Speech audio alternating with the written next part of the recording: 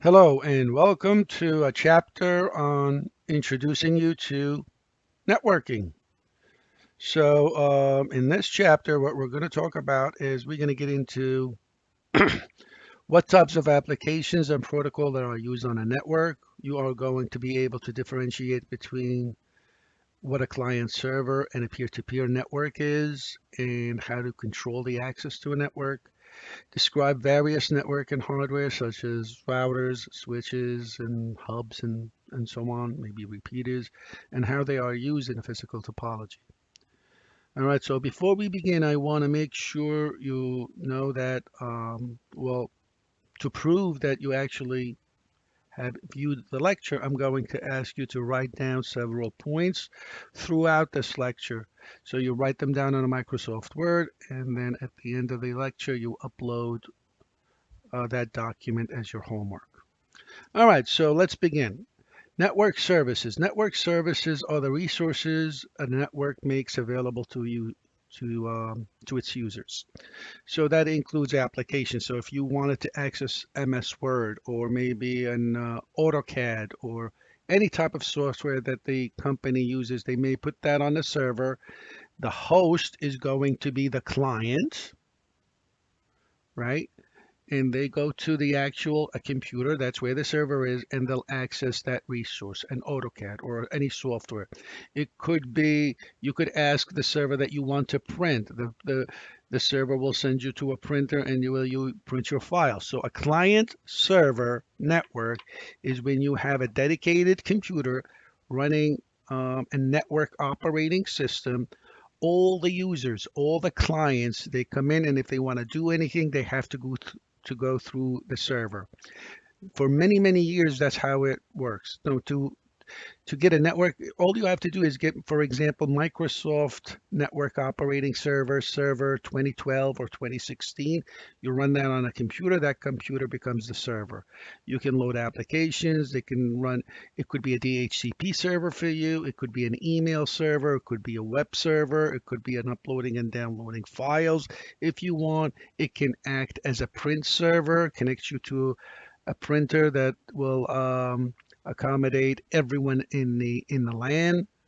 Um, but you have to go through the server to be able to communicate. Um, on the server, you can control what the clients can and cannot access for security purposes, when they can access the network, what type of resources they can do. So there's a lot more control when you have a client server model. A lot more control in terms of security and what type of access that the users can and cannot um, have. Um, File and print services, sharing files. For example, you just want to share files. You don't care about security. If you don't, you could do peer-to-peer. Peer-to-peer means there is really not one dedicated server. That means everybody has pretty much the same power, kind of. Um, It's less secured because but you can share data, you can share printing, but it's less secured because there's no dedicated server that you can control. Although you can do some sort of security, but everybody is on their own, have the same kind of power. And of course, you can do communication services when you have a network. So you can send emails, upload and download files instantaneously. All right, so several popular client server applications, which probably you guys are familiar with. Web services, you can access HTML pages all over the world.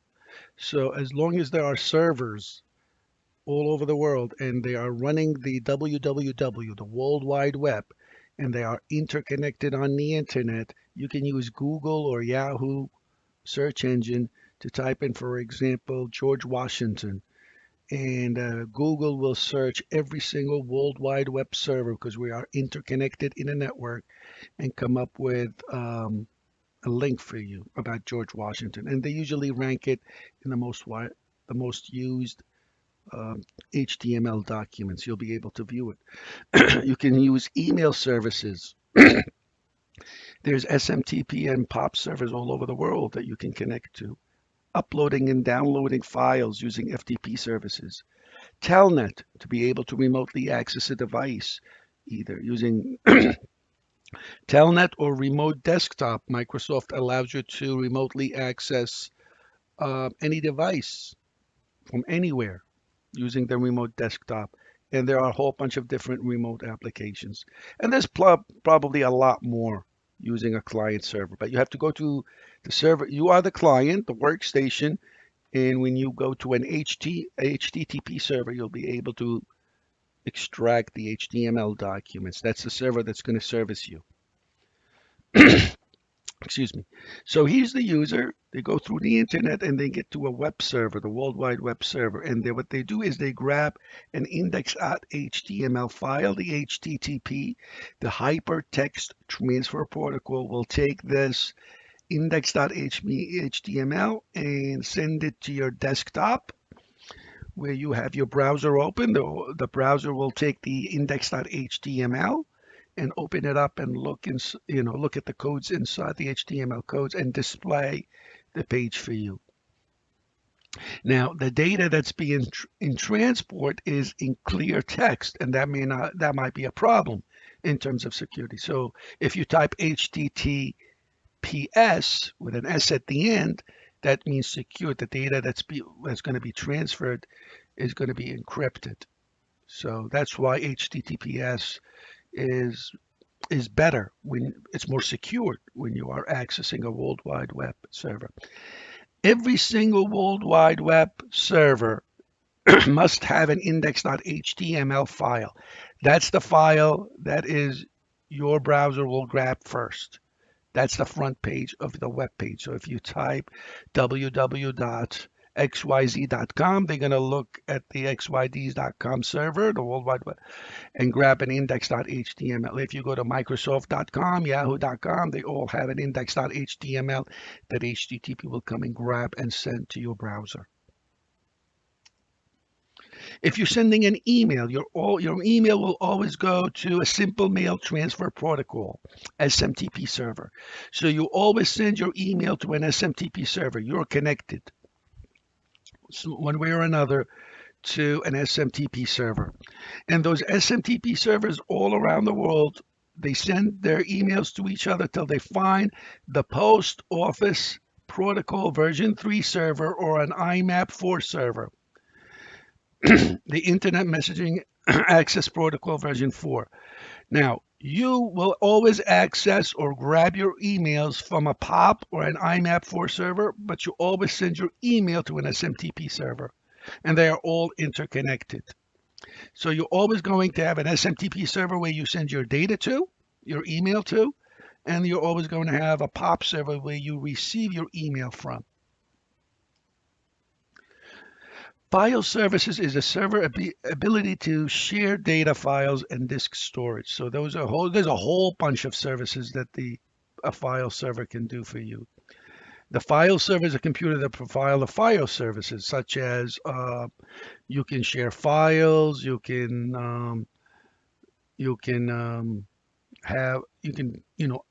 upload a whole bunch of files in a little directory. So what you could do is you can have, for example, if you have 50 users, give each user a certain space on the file server, a folder where they can save their data.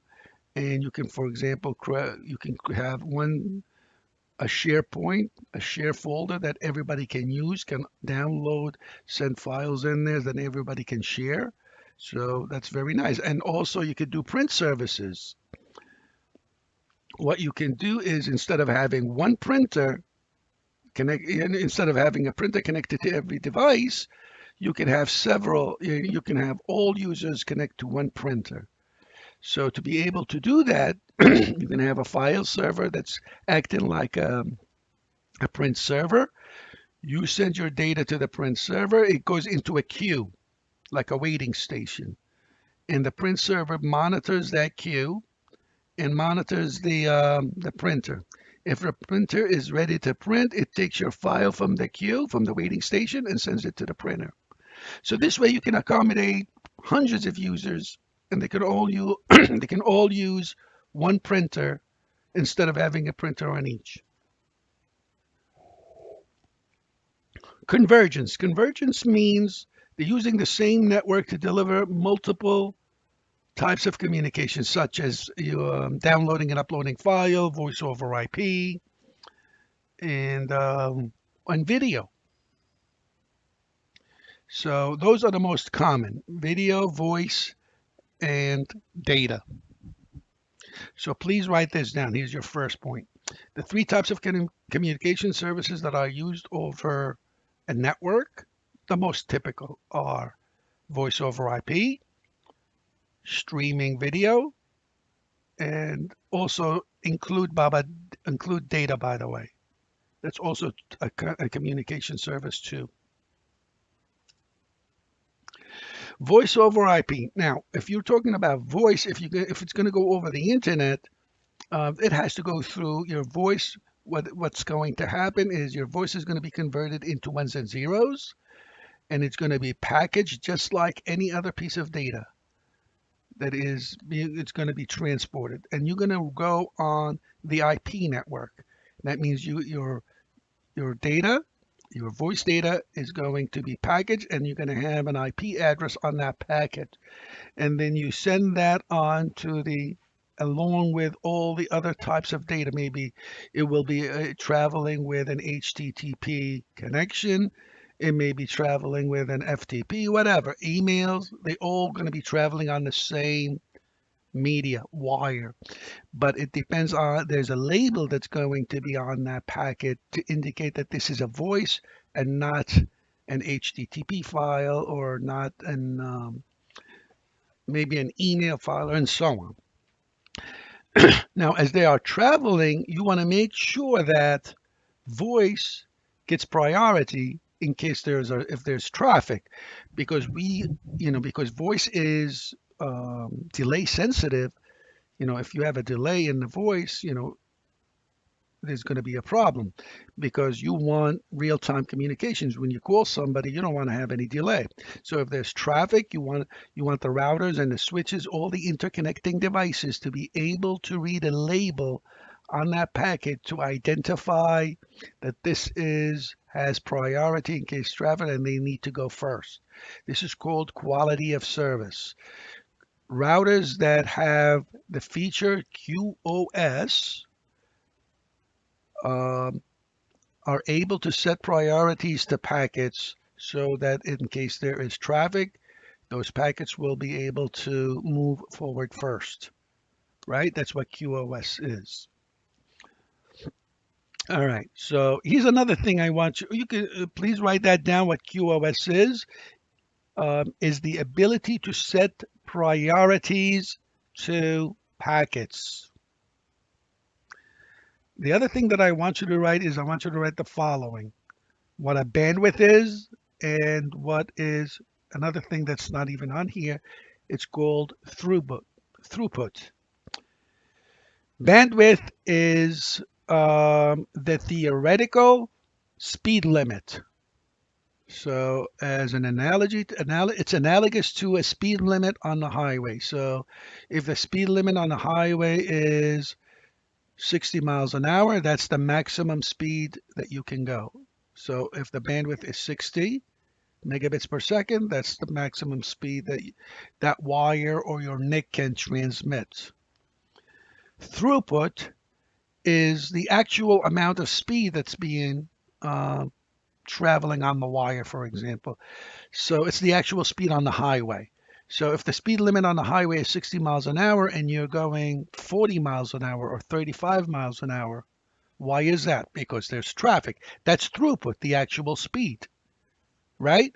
So throughput is the actual speed. Bandwidth is the theoretical speed, the maximum speed. Write those 2 points down, please.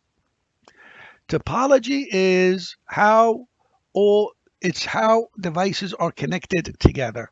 There's two different types of topologies. I want you to write those down: the physical and the logical topology. So write these 2 notes, 2 points down.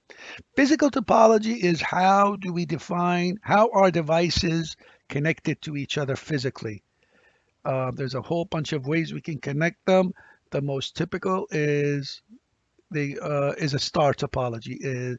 is similar to what we have in class, for example. Everybody connects to a switch, and then the switch will be able to connect to everybody. That's a star.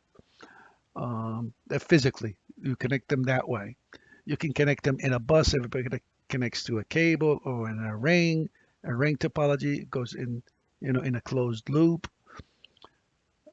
It's how physically devices are connected to each other.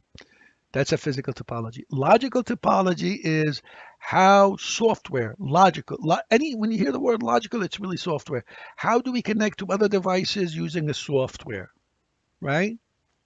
And controlled. For example, Ethernet, to be able to communicate software-wise with all the other devices, they use a broadcast. So the logical topology for an Ethernet network, a device that has an Ethernet NIC will send out a message to everybody in the network. That's how it works. If you have a token ring network, which is a different types of NICs that IBM made, what they do, they don't broadcast their message to everyone. They send it. They use token passing. They send the packet to the guy next to them, and the guy next to them, they send it to the guy next to him. You have to be connected in a ring, and when the packet comes to you, if your if your address or your name is on it, you grab it. If it's not, you pass it on to the guy next to you. That's how they communicate. So here, for a token ring network, the physical topology, how they are physically connected in a closed loop, a ring. So token ring has a ring physical topology. What is the logical topology for a token ring network? It's called token passing. They pass a token, and if you have the token, you'll be able to transmit data. So that goes in around. For an Ethernet network, the physical topology could be in one straight line, on a bus, or typically it's connected to a star, connected to a switch. So that's the physical topology for the Ethernet. The logical topology is broadcasting. They broadcast the message to everyone. Okay, got the difference? All right, moving on. The network operating system. So what does if you have a computer, the computer is a workstation. If it's running or an operating system, a local host operating system, such as Microsoft Word. I'm sorry, Microsoft operating system Windows 10 or Windows 8. It becomes a network operating system if instead of running Windows 10, you're running a network operating system such as Windows 2016 Server. That's all. Peer-to-peer, when you are directly connected to another device. It could be over the internet, and it could be virtual connections. So only you and that guy can, as if you are directly connected to each other, you'll be able to share data, talk to each other, upload and download files, or you could be in wirelessly at home, peer-to-peer, and or it could be directly connected through a wire, maybe through a switch. Peer-to-peer means two hosts can share data with each other. They don't need a server to communicate with each other. All right, so no one has more power than the other. They just connect to each other to share resources.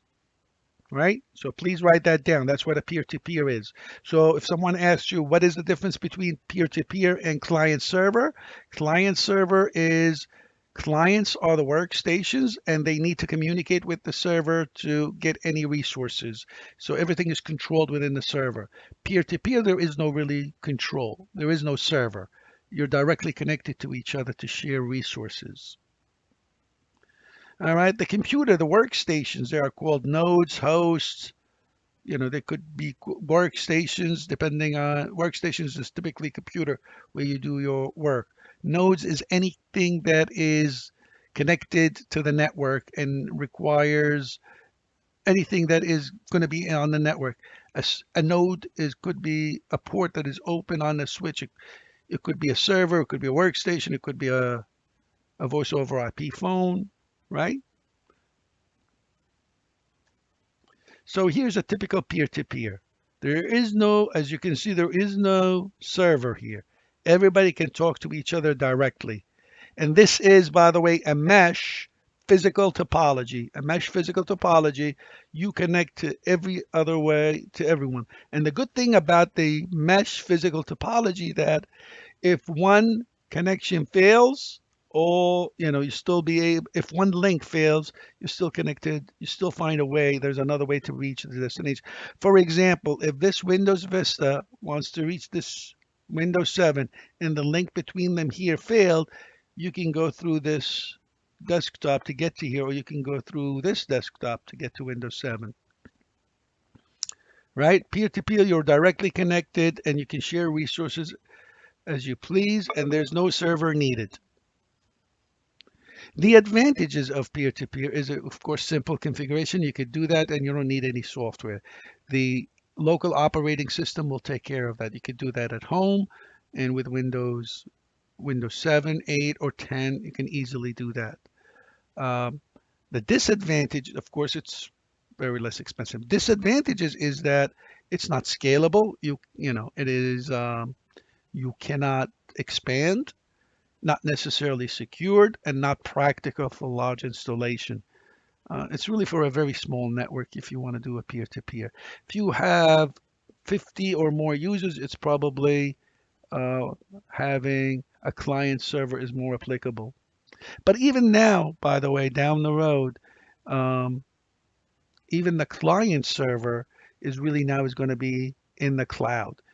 They are called software defined network, SDNs, where you can have a client server network in the cloud. Somebody else, for example, you can call Amazon Web Services and tell them I have 50 users and I want a Windows server 2016, and here's the 50 users. They'll have a server for you, and they'll have accounts for the 50 users. All the users have to do is have a username and password, and they'll be able to connect to that server remotely from their home or from their work. So you don't have to have the physical server or even the workstations. As long as they have their laptops, they'll be able to connect to that server, outside through Amazon, and they'll get all their resources, anything that you want. The advantages of having an SDN, a software-defined network, is that you don't have to have the actual file server, and you don't have to maintain it, you don't have to update it, you don't have to um, back it up or whatever. Everything is taken care of remotely. You don't have to secure it. So it can cost you a lot less than actually maintaining a physical server on campus. All right. But there's plenty of servers physically on campus, and they have to be on the organization's um, campus that you'll have to be able to administer. Now, Windows Network Operating System has the Active Directory, the AD, which is this is where all the resources. This is the centralized directory database. So that's where your username and password is going to be in that database. So when you type in your username and password, it is sent to the network operating system, the server that's running the AD, the Active Directory. Then your name will go in and they'll look at your username and password. They'll authenticate you. And if you're all good, you'll be authenticated, and then you are authorized to the resources that you are set up to be authorized. So if and when you take a class in network operating systems, you'll be able to set up an Active Directory and set up usernames and passwords, having their account, and a whole bunch of other good stuff you'll be able to do. All right, so that's with the AD. So here's the server, the client server, and you have to go to the server itself. For example, this Windows 7 workstation will go to the server, ask to print a file. There'll be a queue, QUEUE. That's like the waiting station. Your file will go into that queue, and then the print server that's running here will monitor the printer if it's printing or not. If it's not, it will take your file from the queue and send it to the printer, and it will print. Otherwise, you'll wait. And if there are other people who want to print, they'll just go in the queue and wait till the printer is finished printing, and then the next guy can go in. You can control the queue. It's no, everybody doesn't have to have a printer because they have one common printer for the whole network. So that's one advantage of having a client server network is print services. Saves you money on printers, right? The network operating system that's running on the server manages the client data, the resources, ensures authorized user access. Okay, so please write that down. So this way we can differentiate between that and the regular workstation operating system such as Windows 10. The NOS, the network operating system, so write these down. This is something that the NOS does that a regular workstation does not do. And here's a typical Windows 2012. There's that Windows 2016 server. There's the Ubuntu server. There's the Red Hat Linux. The Ubuntu server is open source. You can download those free. Um, and you could do and there are, this is based on a Linux also, and they're pretty stable. So it's really big even with the Red Hat Linux. They are really huge. They're in big competition with the Windows servers as well. All right, so if you're running a server, of course, then you need to make sure it has a big hard drive, lots of memory, a lot of backups you have to do. Make sure that you have an uninterrupted power supplies, UPSs, just in case there are blackouts and, there's a whole, make sure they are well secured because if the server fails, everybody that connects to it, all the clients will not have any connections and they won't be able to access anything. So that's the big issue with servers is you got to make, and typically they run 24/7, so they have to be really rugged and tough, and they have to have some redundancies in place just in case there's a failure, and the failure of the hard drive, the failure of the server, the connections, and so on. So that's why more and more people are going in the cloud with this. But they're still out there and you're still going to support them down the road, maybe for the next 5 to 10 years. And there are some organizations do not want to go into the cloud for whatever reasons. They want to have control of their data and they want to have them on campus. All right. The advantages of to peer-to-peer, of course, is the control. The credential is assigned.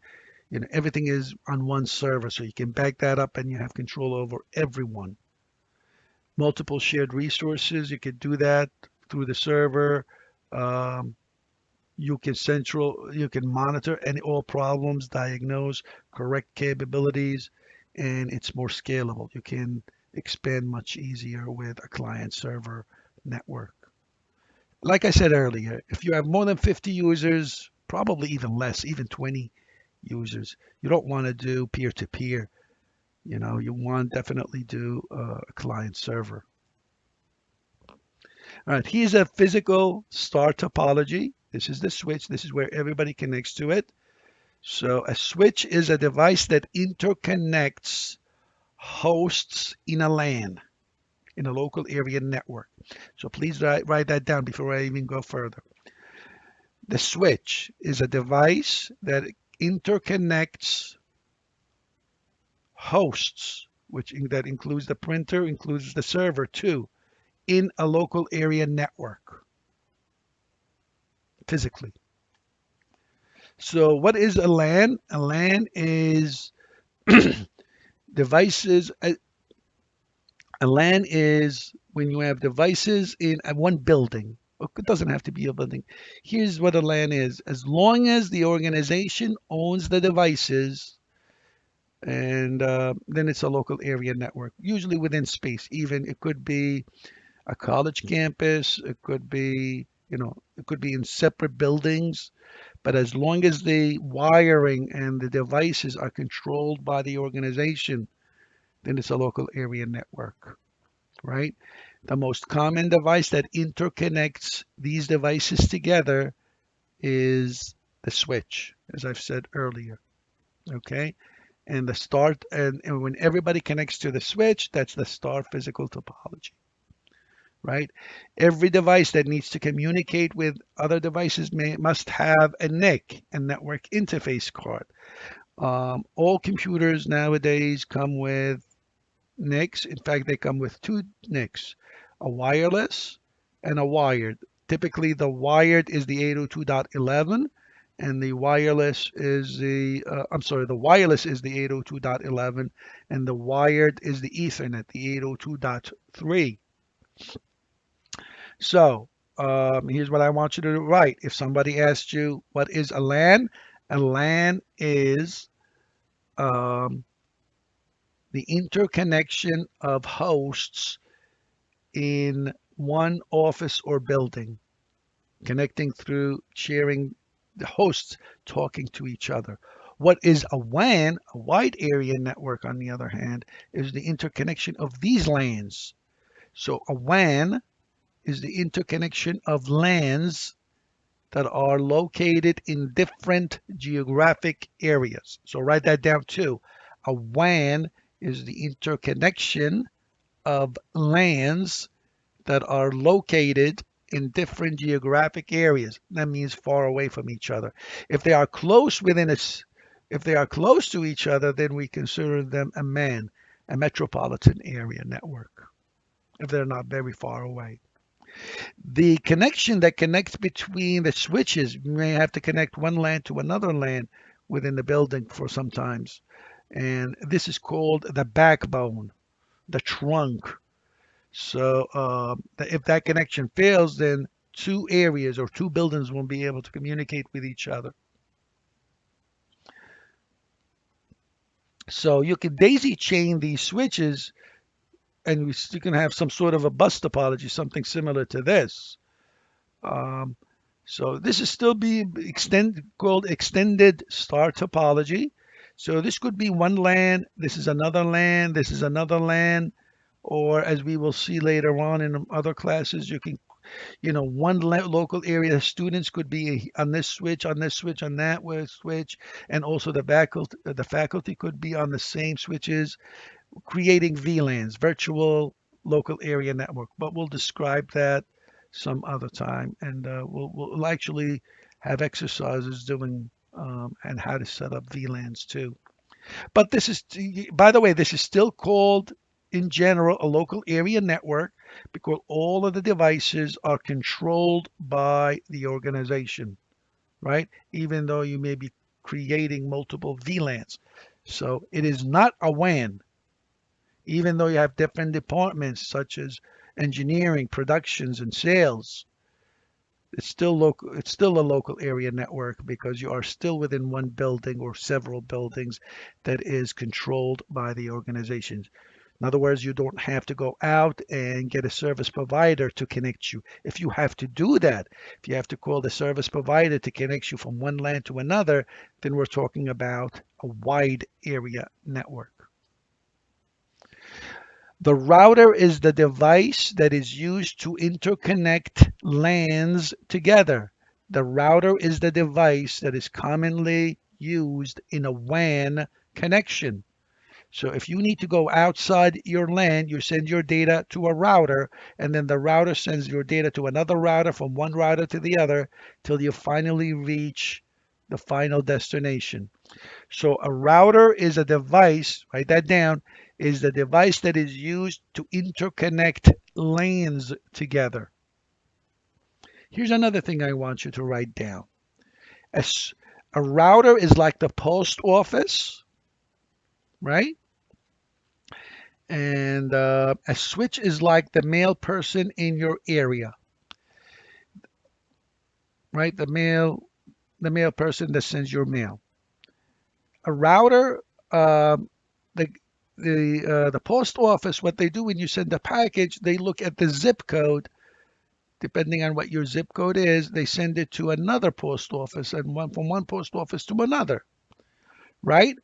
The zip code is similar to the IP address that's on the package. So the zip code is similar to the IP. The router is like the post office. Routers look at the IP address to find out where your next router is going to be. The post office look at the zip code where they send it to another post office. right? The mail person looks at your house number in your zip code, right? It's like the switch, they look at your MAC address, which comes from the NIC to find exactly who you are, the computer in that zip code, in that IP address. So router is like a post office. Zip code is like the IP address. The mail person is the switch. Your MAC address, your physical address, is like your house number, right? We'll discuss more of this in class. So you'll be able to understand exactly how everything connects. We'll use more analogies as long as it's going to make sense. I want to make sure you get it ingrained into your brains and how everything works. All right, so here are the switches. The router connects you to the outside world, right? All of this is one LAN, and the router is like your post office. This mail person is for these devices. So is this guy, the switch here, the switch there. They talk to each other using their MAC addresses inside. The switch knows how to connect everybody. If they need to go outside, your data is sent to the router, and then the router sends the data outside. Metropolitan area, like I said to you earlier, the WAN is the interconnection of LANs together. But if those LANs are close enough within a city limit, they are considered to be a MAN, a metropolitan area. So write that down because we didn't write it. A metropolitan area network is the connection of LANs within a city limit, close enough. Why aren't they considered to be a WAN? Because you can get you can get certain bandwidth, and there are certain services that an ISP gives you if you are close enough within a city limit, such as ATM or even the fiber within a city, the FDDI or WiMAX, right? Those are metropolitan area network protocols.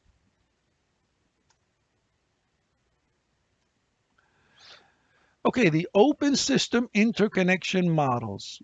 Um, but before we even talk to the OSI model, about the OSI model, in the early 1970s, late 1960s, the Department of Defense wanted a communication protocol to allow all of their different departments be able to communicate with each other, regardless of what platform they had. So they created an agency called DARPA, the the Department of Defense Agency Project Agency Research Agency, and they came up with the TCP/IP model. They said how they gave actually that project, that research project, to several universities across the nation.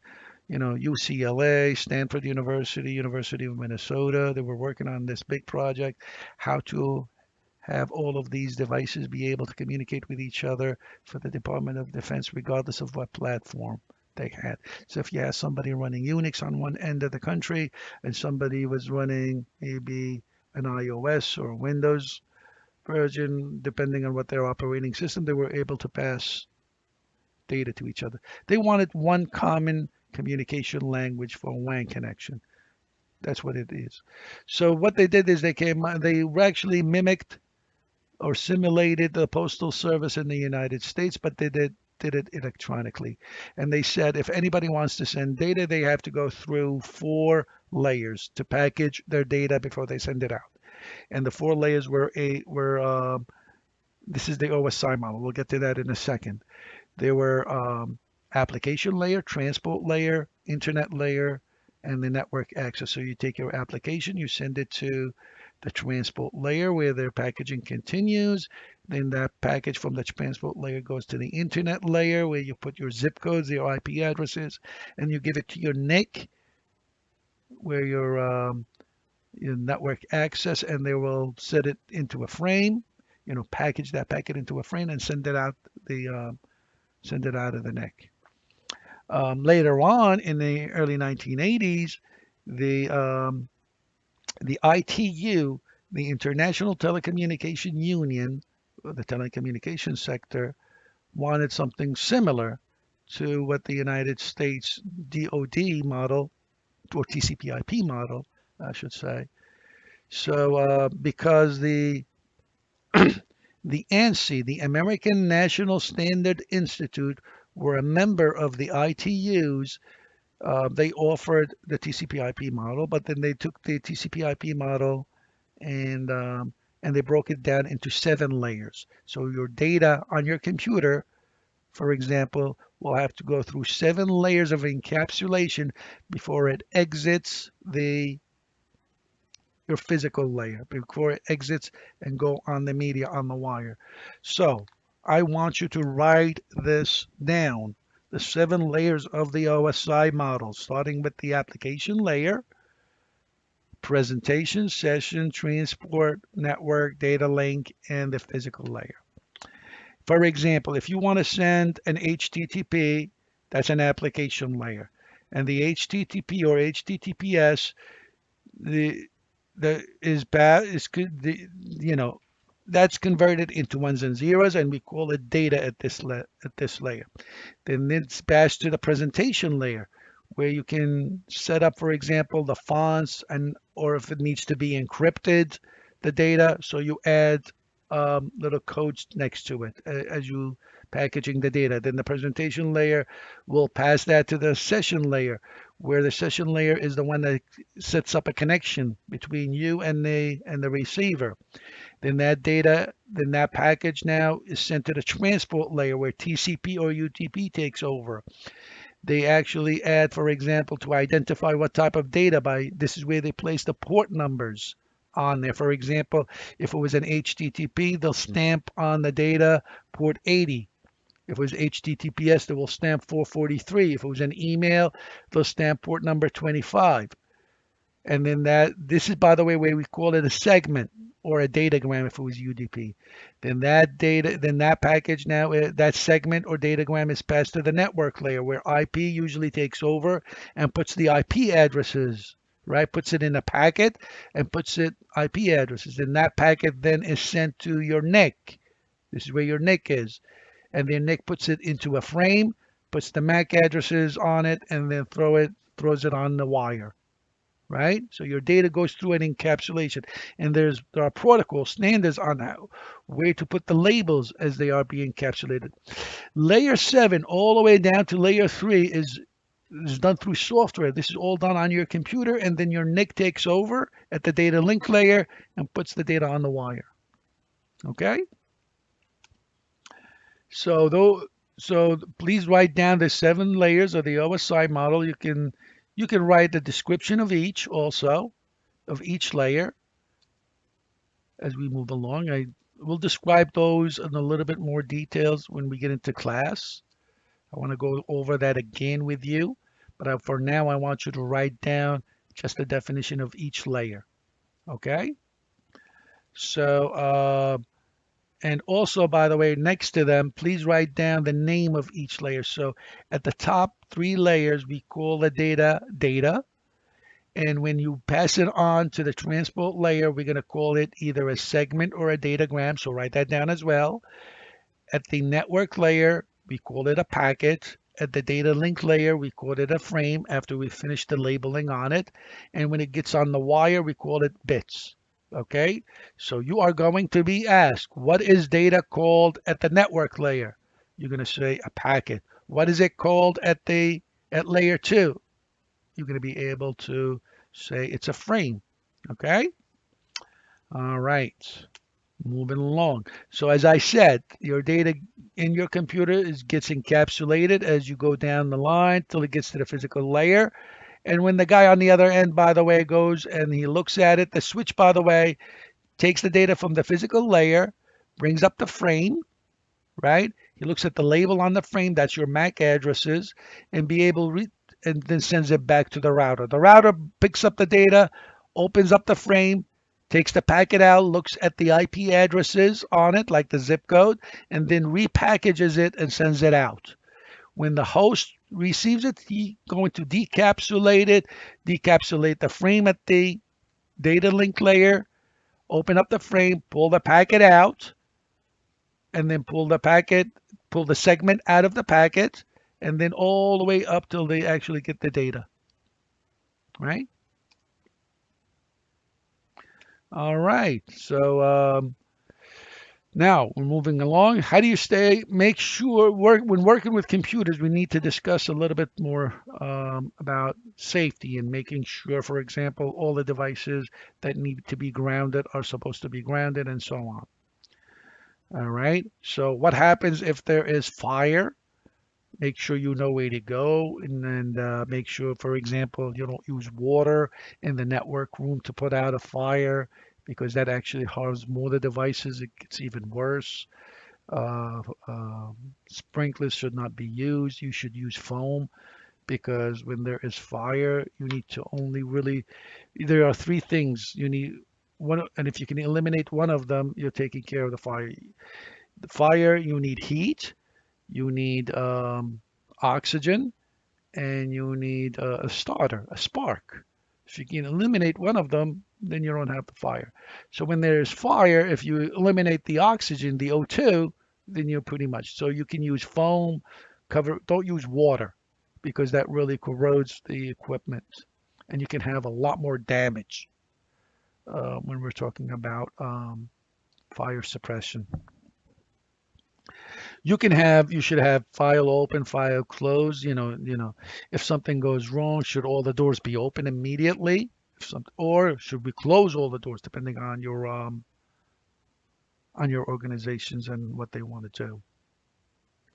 Material safety data sheets. There's always an MSDS on every device that you buy. How do you take care of it? If you need to, um, how do you get rid of it? You don't just throw, for example, hard drives or boards in the garbage because there may be some material on there that are toxic.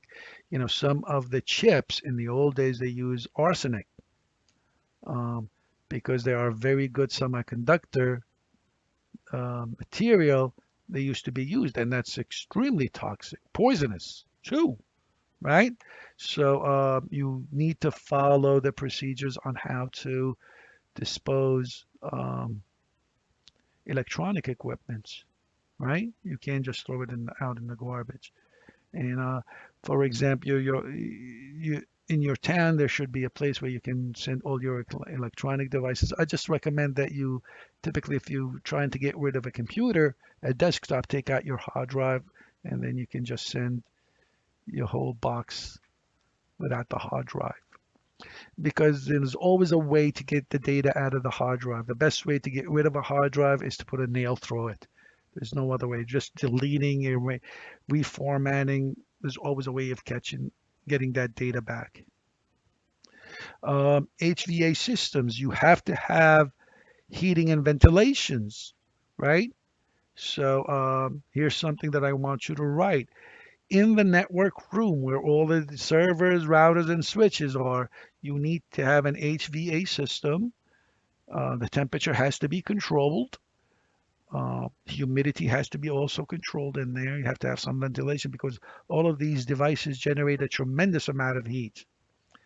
And you have to have some sort of surveillance, cameras, maybe some alerts just in case something goes wrong. Because most likely you will not access the physical room on a day-to-day basis, because once everything is connected, you can remotely access all of your devices from your office. So you want to have, some sort of to be able to monitor the devices and make sure that the devices have adequate ventilations and air conditioning. So, you can write just down HVAC is required in the network room to control temperature, humidity, airflow, and so on. The ESD, the electrostatic discharge. Now, um, when two dielectrics or two pieces of material that are insulators, such as maybe the shoes your shoes, which are made of rubber, and the carpet, and they're rubbed next to each other, you can rub them together. What's going to happen? You're going to accumulate static charges, charges that are not moving, and you don't feel that. You don't feel that till you are charged up to 3,000 volts. If you go and touch a piece of metal, then it becomes dynamic. Those charges starts to move, right? And you get a little buzz. I don't know if it ever happens to you, but you only feel that only if you were charged up to 3,000 volts. You don't feel it if it's below 3,000 volts, but if you go and touch a board, an electronic board, some of these devices are very, very sensitive and they could be harmed as low as 30 volts. So if you touch devices on a board and you discharge yourself on them, you can kill the chips you can kill those devices, those solid state devices, without you even knowing, right? So, electrostatic discharge is extremely important if you are going to work with open electronic devices. You have to understand the ESD maintenance, the electrostatic discharge. So, I want you to write the following down to mitigate, to mitigate ESD. Number one, use a wrist strap connected to a piece of metal, maybe any pieces of metal, before you start working with open electronic boards. Stay away from styrofoam cups, like if you bring, or anything styrofoam, made out of styrofoam, if you're using your coffee. Don't move around um, when you're working with, let's say you open the computer and you don't move around as much. Number three, um, polyester clothes accumulate much electrostatic charges. If you don't have anything, your last resort is to, before you touch anything, is you touch a piece of metal, maybe the hard drive case. Just touch it. And the last thing that I want you to make sure you do is make sure you only work with the component that you're working for, and never ever touch the leads of a chip, because those leads lead to the internal component of your device, and that's where you may harm your devices. If you stick with those rules, you should be okay. But typically, even with computers, don't even bother opening it. Try not to open it up as much as you can, because that's where 90% of the problems occur, especially with hardware failures on a motherboard.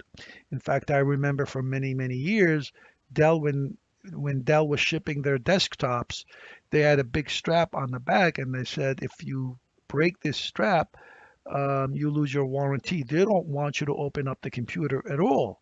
If you had any problems, you bring it back to them. Because if you bring it up and, you may kill the computer very easily. All right. So that's that. That's with that with ESD. It's very important. Installation safety. Make sure, lifting heavy objects. These are the guidelines. I think some of these you can read these. You don't have to write them down, but it's important if you are going to be working in an environment where you have to carry stuff. You carry with you lift things with your feet. So don't pull anything. You bend and you pick up the stuff, and with your feet, don't pull with your hands. With your feet, you stand up. All right. So this way you don't have to break your back, right? I don't want you to slip a disc or anything like that. Um, Rack installations, we'll take a look at that in the classroom. It's better to see that in visual. Okay, here are the general directions for safety. Wear an ESD strap, like I said to you earlier. So this way, against, if you don't have it, just touch a piece of metal. So you discharge yourself, because you don't know if you've been charged up or not. Some people get charged up easier than others, right? And if you have forced hot air in the wintertime, electrostatic charges go up and much easier accumulated on the bodies. We'll take a look at the installation set. Make sure that you also, everything that needs to be grounded is grounded properly. Don't leave any wires hanging out that they don't need to, because remember, grounds, this is where all the charges go down to in case, because you don't want to have a wire that needs to be grounded and it's not grounded. It could be dangerous, and it could, if it hit anything else, you could have a short circuit and damage the device as well. All right. All the electrical, if you need to work with any electronics, you need to follow the OSHA, so the Occupational Safety and Health Administration's guidelines. I'm pretty sure you'll have that on all the devices, and you'll be trained um, on to do it. But to be honest with you, with the network engineering, you don't have to work as much with this. It's just the first time installation if you ever need to install these devices. But otherwise, you don't have to worry too much about that. All right. The last thing is, let's talk about troubleshooting. When it comes to troubleshooting, a couple of things you need to remember. No one will be able to be, no one can teach you how to be a troubleshooter or a perfect troubleshooter. They can give you guidelines, like these guidelines, which I want you to write that down, but you don't automatically, graduate from a class and you become a professional troubleshooter. You can figure out what the problems in a network or a host. Two things to become a good troubleshooter. You need to know how the system works. You need to be educated on how the system operates so that you know when there's a problem. Because if you don't know how the system works, how would you know if this is the way it's supposed to be working or not? And the second thing is documentation. When you solve a problem and you know what the problem was, you write it down. You write everything down. And so experience is what counts. Over a year or two, you'll have a big logbook about all the different types of problems that occurred in the network. You can always refer to it, or you train other people on what to look for. And this way you become a good troubleshooter. So education and experience. So please write that down. So what do you write these down right here? When you are troubleshooting, the first step is to identify the problem. So you gather as much information. You ask questions. Can you replicate the problem for me? When did it happen? Did you install anything before this happened? Did it happen just suddenly? When did it happen? And you can check, you can check all of that. So you write all of that down. Is your hard drive spinning? Are you not connecting? And you know, is is another person in your LAN connecting, but you're not? Whatever it is. So you write, you try to figure out what the symptoms are, what the problem is. Then you establish a theory of probable cause. In your mind, knowing how the network operates or the device operates, what could be the problem. You write it down and you put it in scenarios. What's the most probable cause and how long it's going to take you to fix it. You write all these different scenarios, and you always tackle the one that's going to take the minimum amount of time to solve the problem. That's very important. So write also that down. Always tackle the scenario that will take the minimum amount of time to solve the problem. So if there is one scenario where you can only maybe reboot the system and that will solve, if it was a glitch, it will just solve the problem, go with that first. But if there's a scenario where it's going to 95% of the time it will solve the problem by, deleting everything and re-imaging the drive, but that takes maybe an hour. So that will be your last choice, right? And once you solve the problem, documentation, right? Document it at the end. So gather information, have scenarios, tackle the problem and solve it, and then documentation. This is really the main three steps.